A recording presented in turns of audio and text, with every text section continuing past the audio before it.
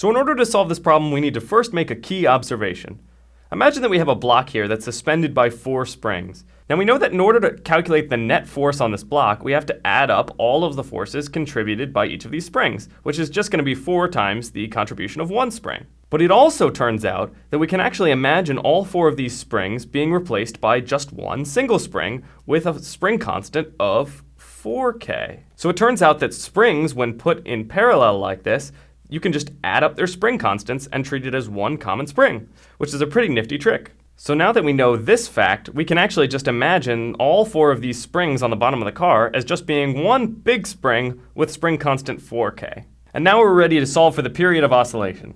So we learned in the unit that the period of a spring's oscillation is equal to 2 pi times the square root of the mass of the thing oscillating over the spring constant k. In this problem, however, this k is actually not the same as this k. Since this equation only applies to a block on 1 spring, we can't immediately apply it to a block on 4 springs. But as we just argued, these 4 springs are actually equivalent to 1 spring with a spring constant of 4k. So we can actually replace this k with 4k.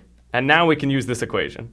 And plugging in our numbers here, we find that the period of the oscillation of the car on the springs is equal to 0.44 seconds.